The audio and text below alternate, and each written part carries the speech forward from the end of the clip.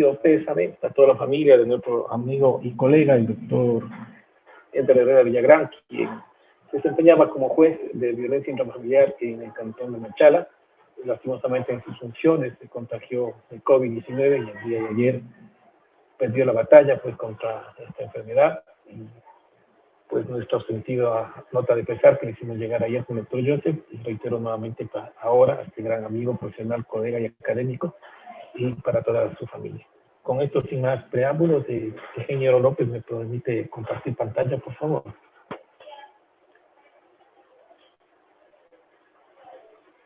Lo escuchamos, Juan Carlos. Sí, pueden ver, por favor, la diapositiva, ¿me confirman?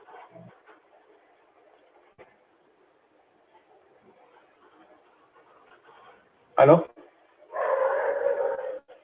¿Me confirman si puede ver las diapositivas, por favor?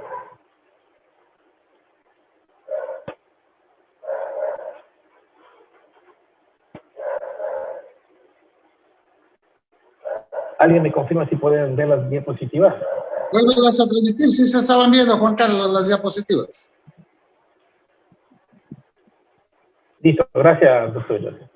Gracias, sí, sí se ven. Si le puede cerrar un poco en las líneas, las verticales, porque ocupa demasiado espacio en la pantalla. ¿Ahí? Exacto. Ahí está mejor. Listo. Listo. Ahí sí, perfecto, gracias. Bueno, buenas noches.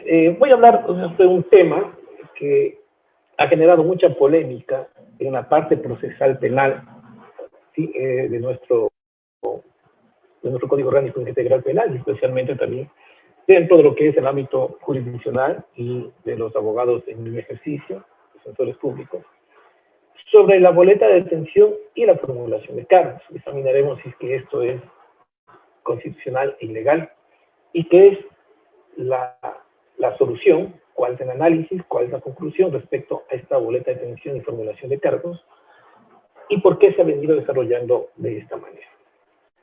Para dar un breve análisis, ¿qué es lo que pasa? Que tenemos, ¿no es cierto?, una boleta con fines investigativos, la boleta de detención, que la pide el fiscal de manera motivada al juez. El juez otorga esta boleta de detención con fines investigativos, detienen a esta persona, toman la versión de esta persona y posteriormente piden audiencia de formulación de cargos.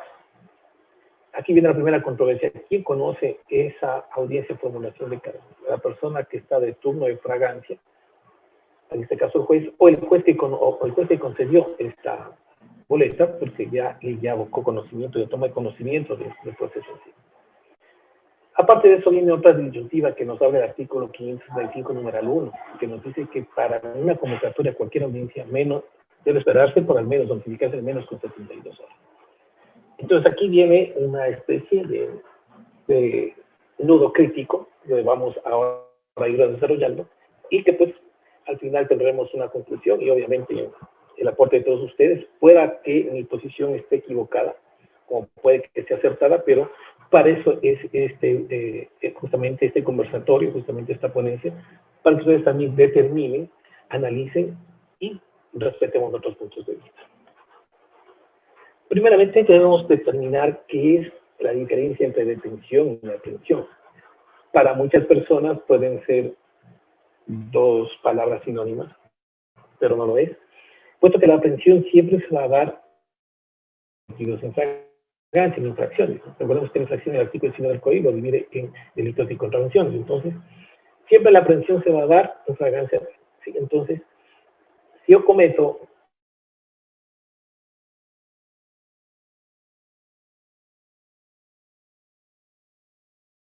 ¿cuál es la diferencia de la detención? Cuando hay una boleta con fines investigativos en contra de X personas, cuando se ha dispuesto una prisión preventiva, también contra X personas, o cuando existe una boleta de localización y captura con el fin de detener a esta persona para el cumplimiento de la sentencia.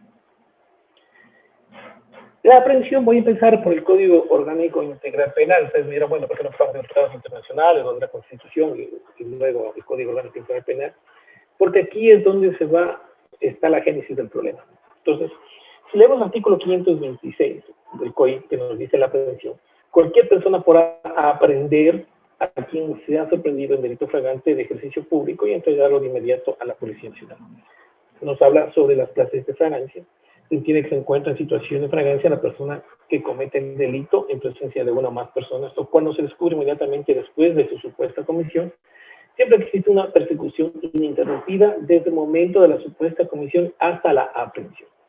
No se podrá alegar persecución interrumpida si ha transcurrido más de 24 horas entre la comisión de infracción y la aprehensión. Aquí un paréntesis, como sabemos, este articulado se divide en varias clases de flagrancia que ya lo hemos tratado en otras ponencias.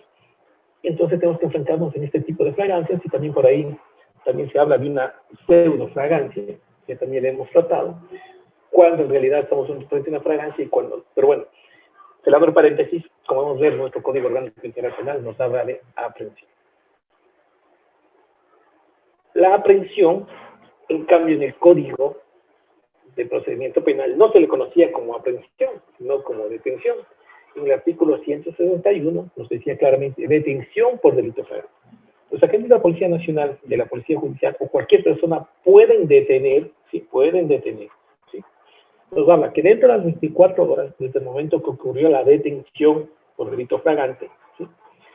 El 162 nos determinaba lo que era el delito flagrante. El delito flagrante, el que se comete en presencia de una o más personas, cuando se lo descubre inmediatamente después de supuesta comisión, siempre que haya existido una persecución ininterrumpida y lo demás. Como ustedes podrán ver, hay una diferencia entre lo que determina el Código Orgánico Integral Penal, que sí nos habla de aprehensión, a lo que nos dice el Código de Procedimiento Penal, que nos dice de una detención, que nos dice detención por delito flagrante. Entonces, como que había esta contradicción, ¿no?, entre lo que o no definía bien, o había esa confusión por parte, en cambio, sería del legislador cuando redactó la norma penal, entre lo que es la aprehensión y la detención. Ahora vamos a hablar de la detención y qué nos dice la detención en el Código Orgánico Integral Penal. El artículo 530 nos dice que el legislador, por pedido motivado de la labor fiscal, siempre va a ser por pedido motivado, podrá ordenar la detención de una persona con fines investigativos. El artículo 532 nos habla sobre la duración, que en ningún caso la detención podrá durar más de 24 horas. Y lo importante aquí es que ustedes pueden analizar que la versión que tome no al fiscal será aceptada en presencia de su defensor público privado. Es decir, la finalidad de la detención en el Código Orgánico Integral Penal es solamente de receptar la versión. Es decir, dentro de las 24 horas que tiene, desde el momento que es privado de su libertad, se computan 24 horas, y si en esas 24 horas no se lo pudo tomar la versión, por cualquier caso que pueda, debe recuperar su inmediata libertad. Y al contrario, si es que puede receptar la versión, de la misma manera tiene que recuperar su libertad. Ahora, ¿qué nos dice sobre la detención en el Código de Procedimiento Penal? Como ustedes pueden ver, como confunde la parte de aprehensión con detención, entonces tenemos también lo que sería la detención dentro del Código de Procedimiento Penal.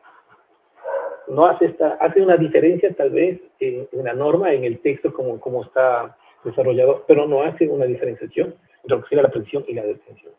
Entonces, la detención del artículo 164 nos dice que, ¿por qué se da la detención? Se da con el objeto de investigar un delito de acción pública a pedido del fiscal. Tomemos cuenta que aquí la primera diferencia es que en la detención con el Código Orgánico Integral Penal dice de manera motivada, aquí solamente es bajo un pedido.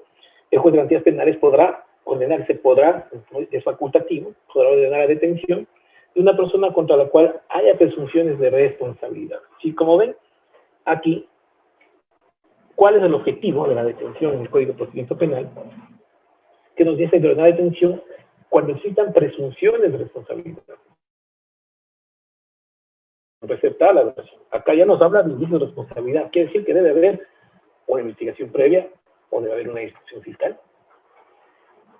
Y el artículo 165 nos habla de límite.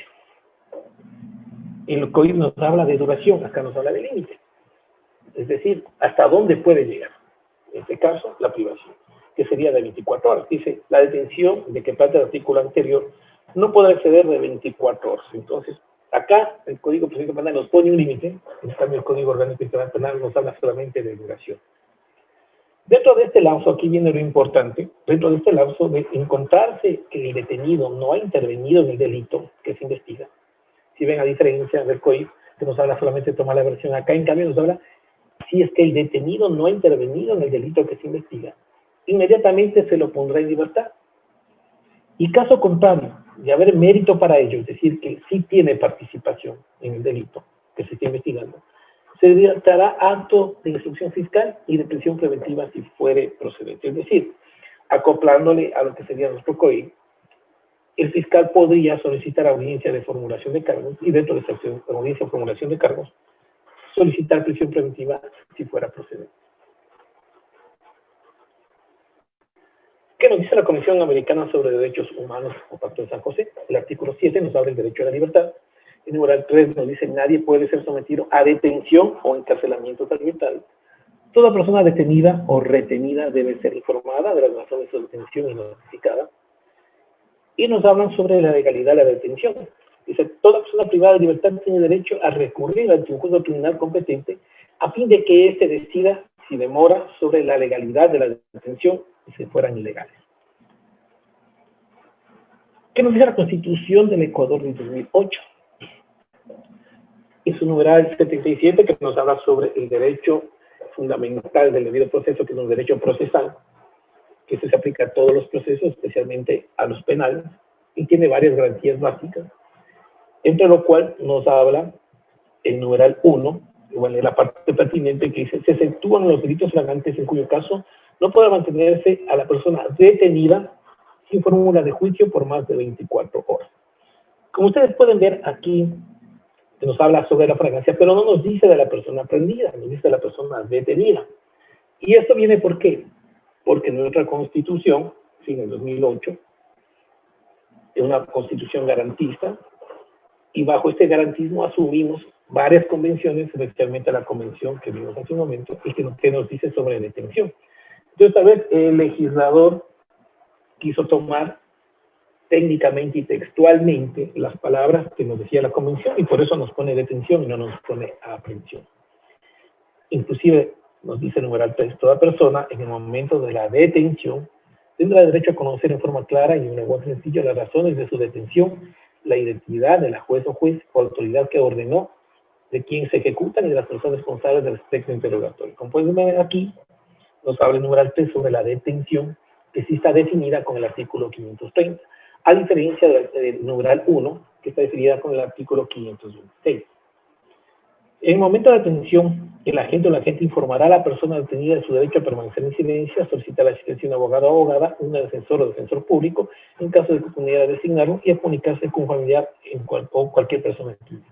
En cambio, el numeral 4 nos habla sobre una dualidad. ¿Por qué? Porque si ustedes pueden ver en un delito flagrante, la policía siempre toma esta parte del artículo numeral 4, que es que se le informará a la persona a permanecer en silencio, que tendrá derecho a un abogado particular y si no el Estado le dará un defensor público, y a comunicarse con familiar. Lo mismo podemos hacer con una orden de detención, de la misma manera. Entonces, si ven esta parte del numeral 4, nos habla sobre esta modalidad tanto para la flagrancia como para la detención. ¿Qué pasaba en la Constitución del Ecuador de 1998? En su artículo 24, que nos habla para asegurar el debido proceso, que también lo toma como un derecho fundamental procesal, deberán observarse las siguientes garantías básicas, sin menoscabo de otras que establezcan la Constitución, los instrumentos internacionales, las leyes o la jurisprudencia. Y aquí también nos habla sobre la detención. Toda persona al ser detenida tendrá derecho a conocer en forma clara las razones de su detención, la identidad de la autoridad que lo ordenó, los agentes que le van a cabo y los responsables del respectivo interrogatorio. Es decir, se vincula también con la detención con fines investigativos. Igual el numeral 6, nadie puede ser privado por su libertad, sino por orden escrita de juez competente, en los casos por el tiempo y con las formalidades prescritas en la ley, salvo en delito flagrante, en cuyo caso tampoco podrá mantenerse la detención sin fórmula de juicio por más de 24 horas. Ahí también nos habla sobre la detención. Y aquí quiero hacer un pequeño paréntesis. Si ustedes se dan cuenta, la Constitución de 1998 nos habla sobre detención de manera general. Y el Código de Procedimiento Penal también nos habla de detención en fragancia. Es decir, el legislador, tanto en la Constitución de 1998, toma lo que nos dice la Convención, ¿sí?, sobre la detención y lo baja a la norma penal. Detención en fragancia, y también tenemos la detención con fines investigativos. En la Constitución de 2008 no hace esta diferencia entre aprehensión y detención, como ya hicimos en el análisis anterior, pero sí nos habla el Código Orgánico Integral Penal sobre la aprehensión, en que es un delito flagrante. Pero, si ustedes analizan la cuestión de 2008, nos dice que no podrá detenerse una persona por más de 24 horas. Entonces, esta parte de aquí, sí, es la que va a llevar a la confusión, y quiero que la tengan muy claro, porque sí nos habla el Código de Aprehensión, pero en cambio nuestra Constitución no hace esa diferenciación y la toma todo como un sentido genérico, tanto para la aprehensión como para la detención con fines investigativos. ¿Cuáles son los derechos fundamentales procesales? Como sabemos, tenemos el derecho al debido proceso. Para empezar a ver aquí, ¿cuál es el problema? El problema es que en la actualidad, ¿sí?, con una nueva Constitución del 2008 vigente, con el Código Orgánico Integral vigente, ¿qué tenemos? Tenemos estos problemas en que la Fiscalía, ¿sí?, pide una orden con fines investigativos para X persona.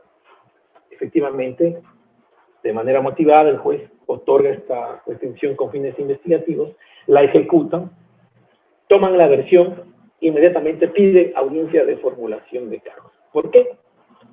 Porque, a decir de la Fiscalía, hablo de la Fiscalía en general porque esto ha sido muy discutido, no quiero hablar puntualmente de ciertos amigos y compañeros fiscales, sino de la Fiscalía en su sentido amplio. ¿Qué nos dice la Fiscalía? Claro, nos dice, pero que la Constitución me dice que no puede, o sea, que puede estar detenido, pero que no pase las 24 horas, ¿no? Que es la detención que está mal interpretada por la aprehensión. Entonces, ellos dicen, bien, usted tiene que resolver la situación jurídica, yo estoy pidiendo audiencia de formulación de cargos, ¿sí?, porque la Constitución me dice que tengo 24 horas desde el momento que él está detenido. Pero aquí existe también otro problema. ¿Cuál es el problema? Que si ustedes recuerdan en una diapositiva anterior, ¿qué nos decía el Código de Procedimiento Penal? Nos hablaba sobre y también nos hablaba sobre la detención con fines investigativos. Y si analizamos la detención con fines investigativos, ¿qué nos decía? Que si la persona que está detenida tiene participación en el hecho que se investiga, se podrá presentar en una audiencia de formulación de cargos y en la audiencia posiblemente pedir una prisión preventiva. Entonces, esta parte del Código de Procedimiento Penal, con la boleta de los fines investigativos o la boleta de detención, no fue trasladada al COIF. Lo único que fue trasladado al COIF es la duración de 24 horas, que acá el Código de Procedimiento Penal lo llama como límite, pero tiene otro fin, tiene un objetivo. El objetivo del COIF, tomar la presión. El objetivo en el Código de Procedimiento Penal, que era simplemente coger, se está investigando si un hecho, ¿sí?, y tiene una presunción de participación, pues, pedir audiencia de formulación de cargos y lo que ocurra dentro de la misma. Entonces, bajo esta concepción, la Fiscalía dice, bueno, pero nosotros también estamos facultados para pedir formulación de cargos. A lo que para mí no están facultados porque existe esta diferencia entre la aprehensión, la detención, y que la aprehensión debería estar expuesta en la Constitución y ir diferenciando estas dualidades que hemos visto y estas condiciones que existen. Entonces, para mí, no es prudente que en la actualidad con el COIF también puede ser el cambio doctrinario, ¿no?, así de una escuela, de una escuela que sea menos punitivista, una escuela más punitivista, como tenemos el modelo inquisitivo, el modelo acusatorio, puede también ser por estas corrientes, que no entraremos a discusión. Entraremos solamente a la parte positivista, y en esta parte positivista, ¿qué es lo que nos interesa, que está en discusión? Pues nos dice eso. Positivamente, la norma no nos permite solicitar una audiencia de formulación de cargos con una boleta con fines investigativos. Y aparte de esto, viene otro problema que les dije. El derecho al debido proceso. En todo proceso en el que se determinen derechos y obligaciones de cualquier persona, se asegurarán las siguientes garantías básicas. El numeral 7. Derecho de las personas a la defensa. ¿Sí?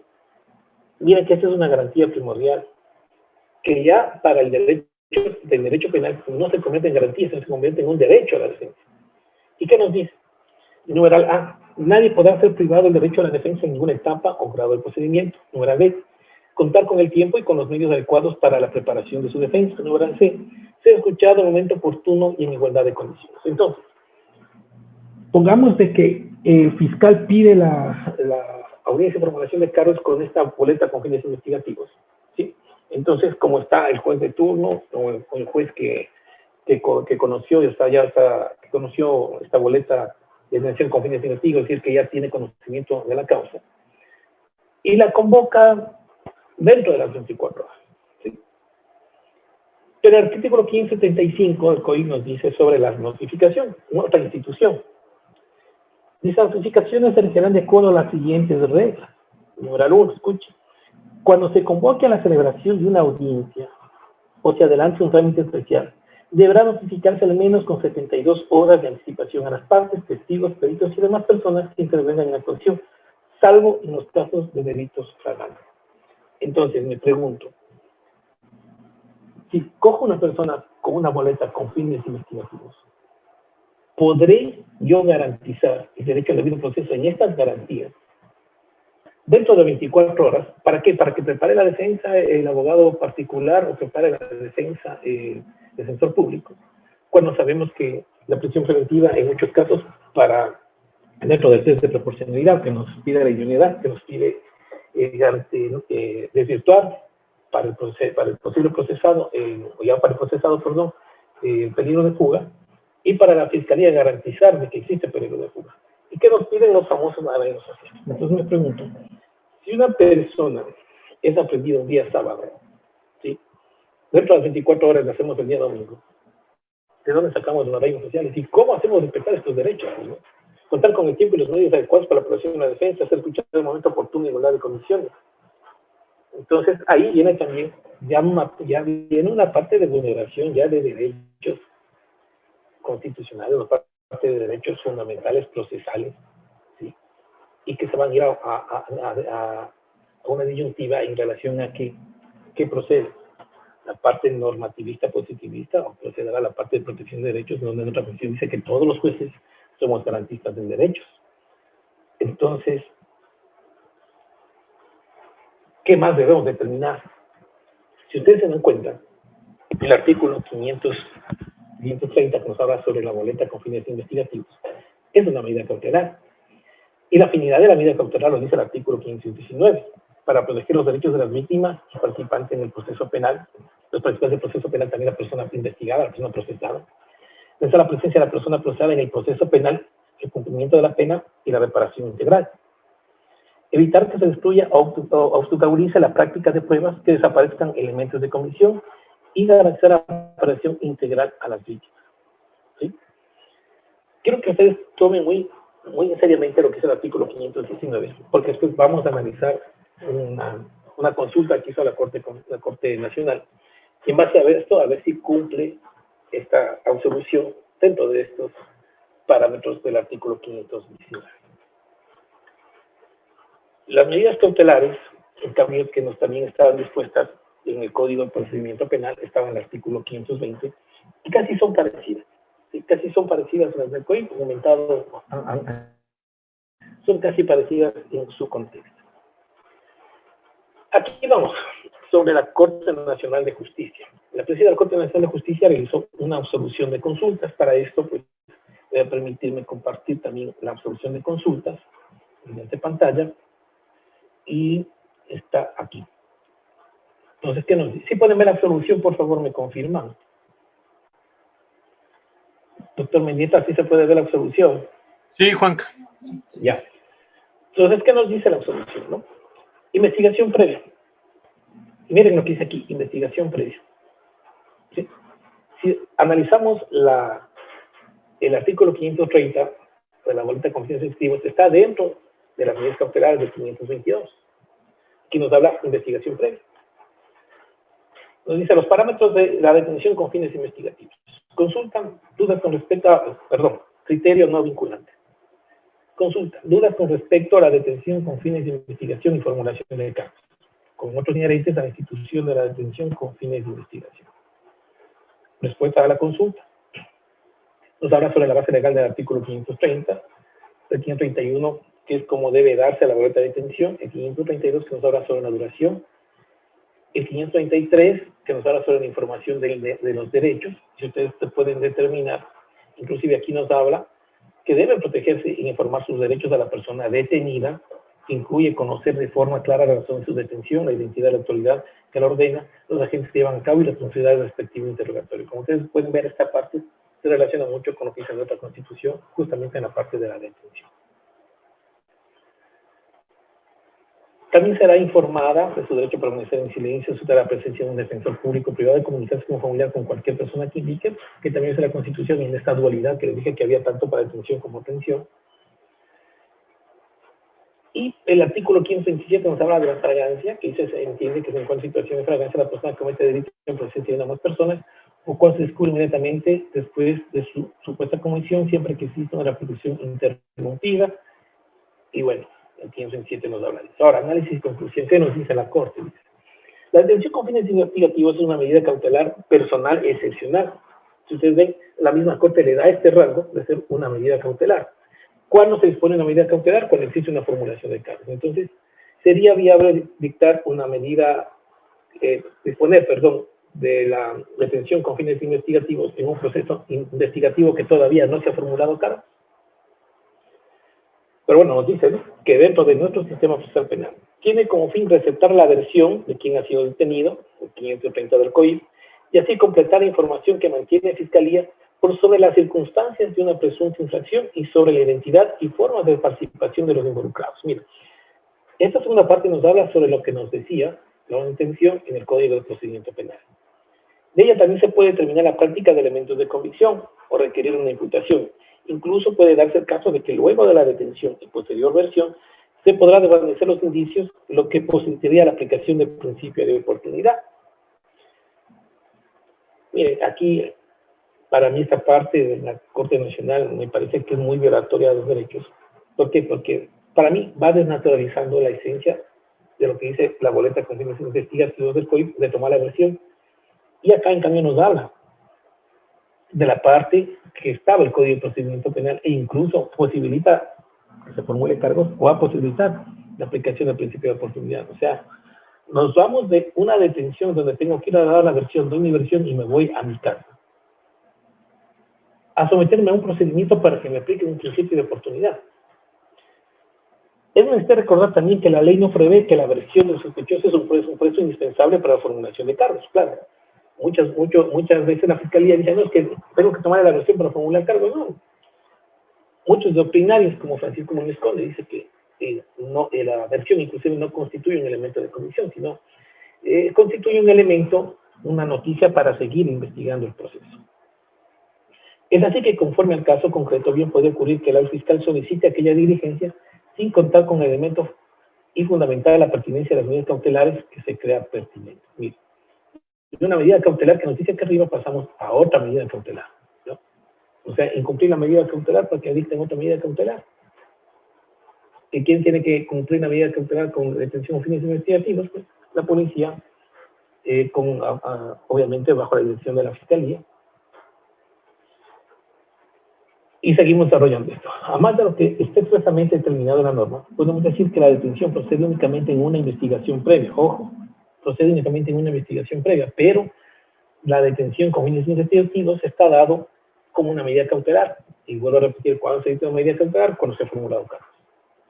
Y a solicitud escrita del fiscal, quien en todos los casos debe motivar suficientemente su necesidad, debiendo además individualizar claramente en contra de quién estaría dirigida.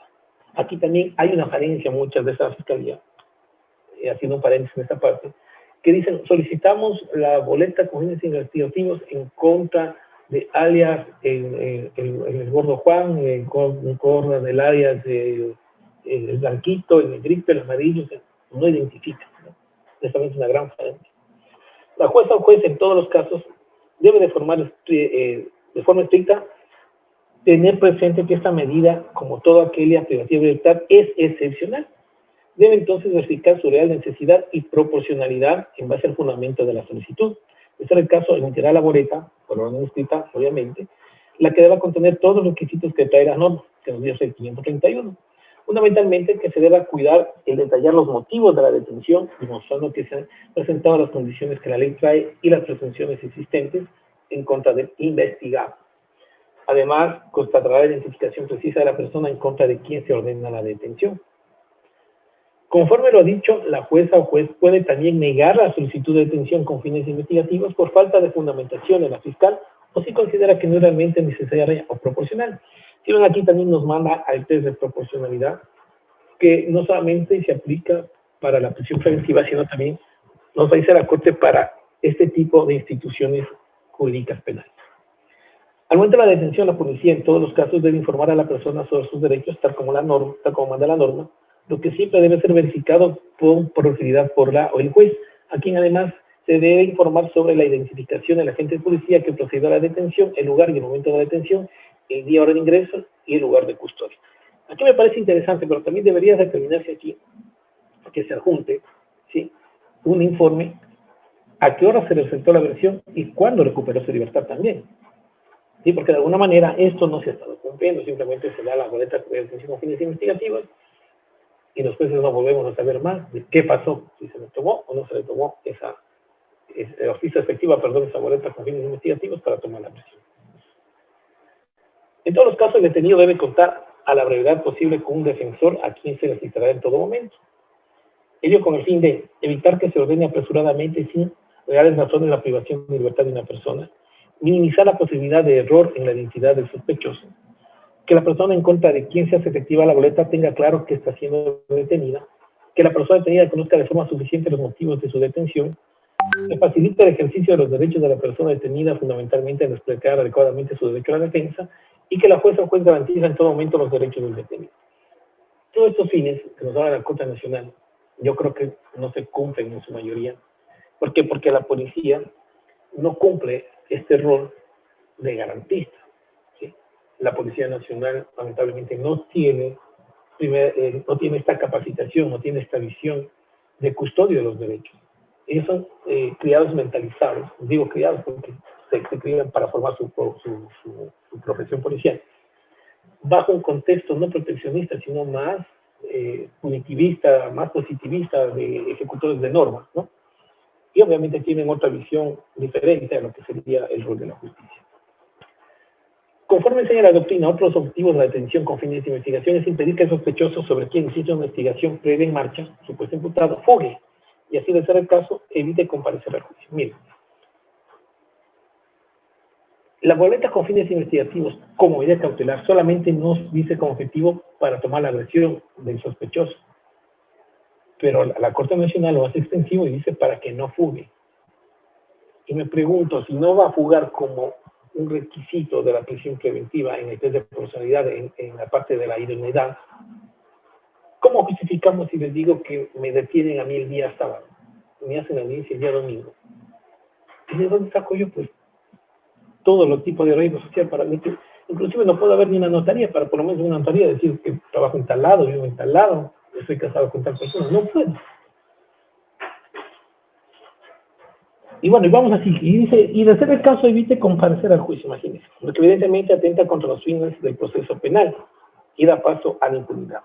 Esto es lo que la Corte Nacional dice, que da paso a la impunidad. Entonces, bajo este estima de impunidad, vamos a romper preceptos constitucionales, vamos a romper preceptos legales, vamos a dejar en detención a personas por impunidad, sí. Ustedes me dirán, sí, pero Juan Carlos, existen delitos, por ejemplo, de asesinato que en ese momento no detienen a la persona y posteriormente ya se va investigando y por ahí saben que está en tal caso, entonces sí, vamos y procedamos con la boleta de detención investigativa y formulemos el cargo, porque si no después sí, esta persona le toman la versión, después de la versión se va a ir fuera del país o va a entrar dentro del país o se va a ir a cualquier lado.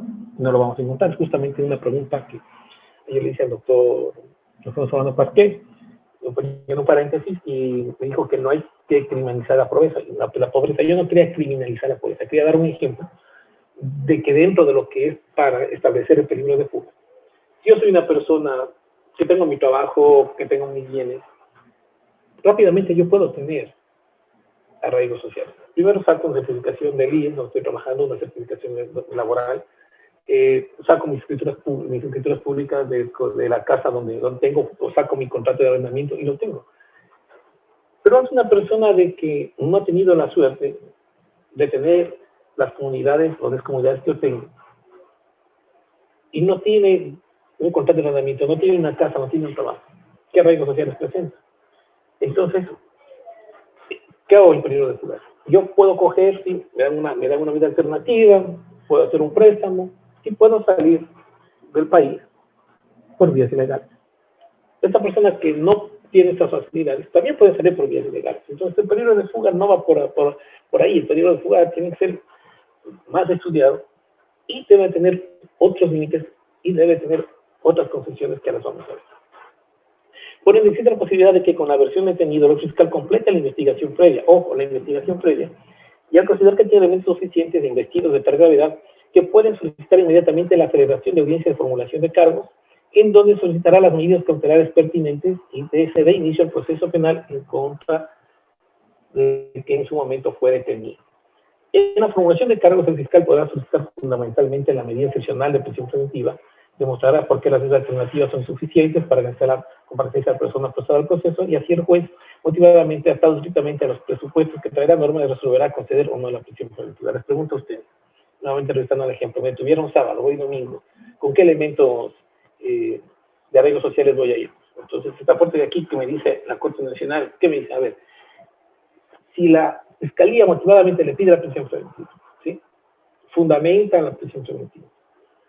Yo como procesado no tengo un solo documento de nada para garantizar mi arreglo social, porque no tengo tiempo, estoy sábado y domingo, no funcionan instituciones públicas, a veces ni las privadas. ¿Con qué me defiendo para decir no me den una medida de prisión preventiva y den una medida alternativa? ¿Con qué elementos le doy al juez? ¿Qué le doy al juez? Con lo dicho podemos indicar que no es necesaria audiencia alguna para que el fiscal solicite al juez y ordene la detención con fines investigativos, con fines de investigación, que dice aquí.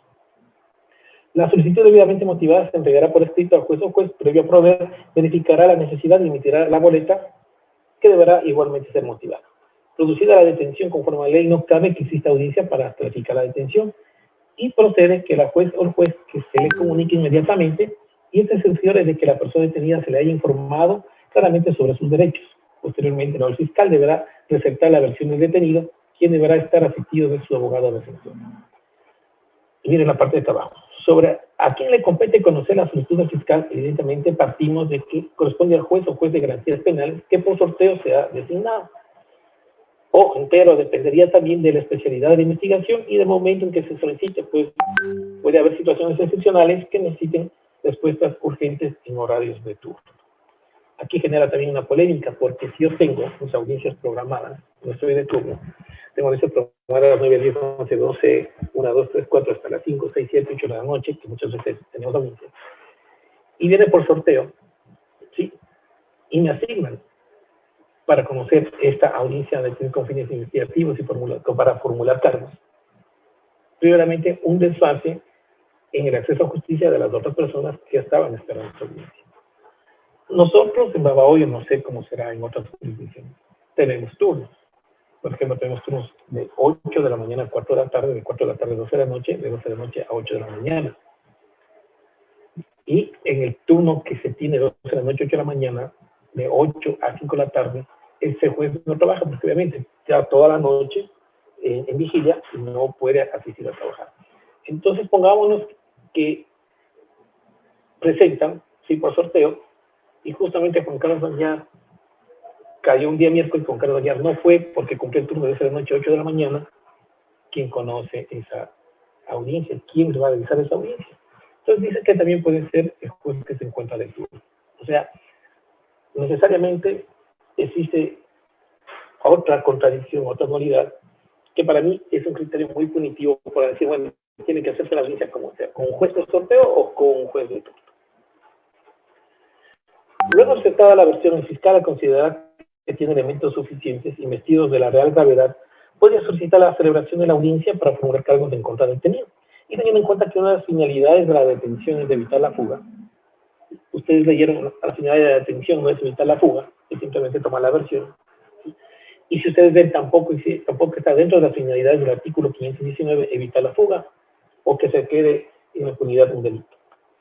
La realización de la audiencia podría ser dentro de las 24 horas desde la privación de libertad, siendo competente para conocer el juez que ordenó la detención, pues previno el conocimiento de la causa o quien se encuentre de turno. Miren lo que dice esta parte. Esta práctica no puede ser determinada como regla general. ¿Cuál es la práctica? De que pueda ser conocida por un juez de turno o por sorteo. No es la regla general. Entonces, nos dan esta nulidad. Pero ¿qué es lo que no está determinando aquí en la Corte? El 575 numeral 1.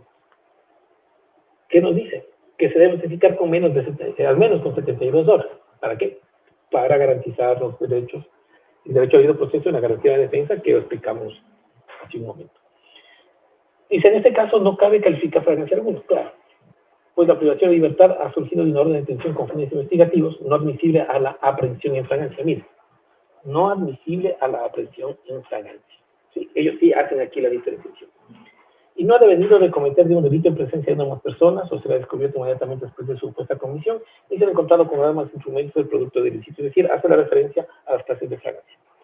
En audiencia fiscal puede solicitar la prisión preventiva y para ello debe fundamentar conforme los parámetros que trae la ley y exponer las razones por las cuales las otras medidas son insuficientes para asegurar la comparecencia de la persona procesal y ser el caso de cumplimiento de una posible pena.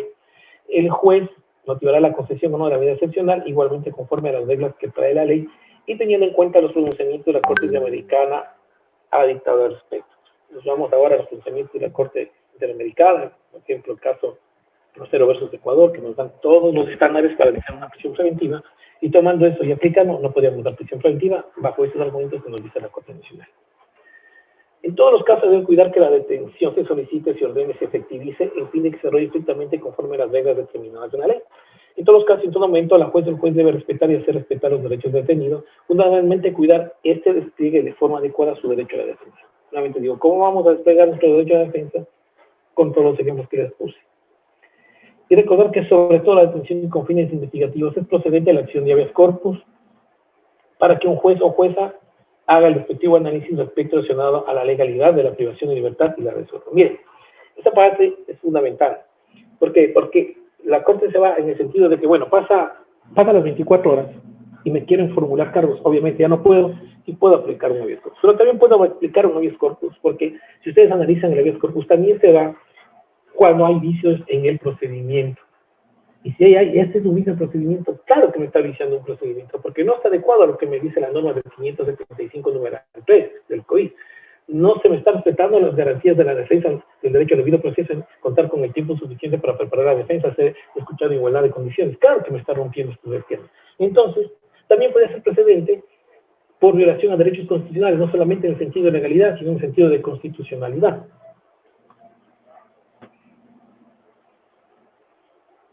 Vuelvo a las diapositivas.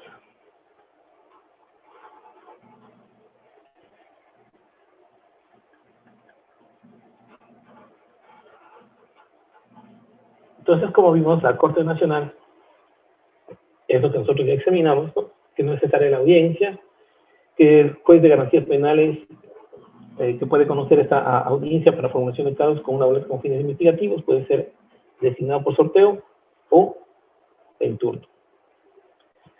Esto es lo que analizamos. ¿Y cuál es el análisis? El análisis es que existen violaciones de derechos procesales fundamentales. Sí. ¿Existe una inaplicación de la norma penal? Pues sí. Primero, porque la boleta con fines investigativos la están poniendo dentro de una medida cautelar. Entonces, ¿podemos nosotros disponer de una medida cautelar en una etapa de investigación previa? No. ¿Estamos aplicando a la norma? Sí. ¿También por qué? Porque no respetamos lo que dice el artículo 535 numeral 1, que dice que se deben notificar al menos con 72 horas. ¿Existe impunidad? Para mí no existe impunidad. Lo que existe es que no existe garantías penales en este caso. Las normas no están acorde a lo que quiere la ciudadanía, a lo que quiere la fiscalía, a lo que quieren los jueces. Ojo que yo no estoy a favor de las personas que están siendo procesadas. Estoy simplemente haciendo un análisis de normatividad, de positividad, que siempre se va a la Corte Nacional y que siempre se va a la fiscalía. Es decir, ¿somos jus positivistas o somos jus naturalistas? En materia penal, la mayoría se hace es a la línea del jus positivismo. Prisión preventiva, sí, existe una prisión preventiva que va a ser demasiadamente exagerada, que no se va a convertir en la regla excepcional, sino en la regla general, por el ejemplo que les ponía. Si me detienen un día sábado, 24 horas, ¿dónde consigo mis arreglos? Y se cumple el derecho a la reparación integral. No se cumple el derecho a la reparación integral con una boleta con detención con fines investigativos, que es lo que dice el artículo 519, una de las finalidades de las medidas cautelares. Ante esto, ¿cuál es la solución? Primero, hacer una reforma a la Constitución de la República de Ecuador en la parte que analizamos, diferenciando lo que es la aprehensión, la detención y los derechos que deben respetarse cuando una persona es aprehendida y detenida. Reforma al COIP, sí. Debe haber una incorporación de norma de detención con fines investigativos en la investigación previa. ¿Sí? Reforma al artículo 530, sí, que también nos diga lo que decía el Código de Procedimiento Penal. ¿Sí? Que una vez que se le tome la versión, y si la Fiscalía tiene indicios suficientes, claros, pertinentes, contingentes, únicos, todo lo que ustedes quieran, para formular cargos, listo, formule cargos. Pero siempre reformando el artículo 535, numeral 1, que aparte de la excepcionalidad del delito flagrante, también sea con la ejecución de una boleta con fines investigativos. Entonces, con esto, salimos del problema disyuntivo que nos tiene a todos los jueces, en primer nivel, a las Cortes Provinciales y a la Corte Nacional, dando criterios, a veces muy subjetivos, a veces interpretando malas formas, sacando un poco de acá, poniendo un poco de allá, y esta sería una solución para que todo el sistema nuevamente se engrane y vaya funcionando, y no tengamos ese punitivismo exagerado, y tampoco tengamos un populismo penal por parte de las redes sociales, por parte de la gente que dice, bueno, ¿y por qué? Si ustedes se pueden ver, si a mí vienen a aplicar una boleta de detención para formular, una formulación de cargos con una boleta de detención con fines investigativos, con todos los que he desarrollado, yo no me veo impedido por el artículo 535, numeral 1, y no procedería. Entonces la sociedad va a decir, claro, pues, ¿qué pasó con ese juez? Ya dejó libre a ese señor que robó, a ese señor que violó, a ese señor que asesinó, etcétera, etcétera, ¿no? Pero eso es lo que no sabemos. Pero yo creo que esa es la solución óptima. Hasta aquí he llegado mi intervención. Sin antes voy a leer desde esta frase de George Washington, ¿no? George Washington, que nos dijo, las armas de fuego son las segundas en importancia. Tan solo después de la Constitución, ellas son los dientes de la libertad de la gente.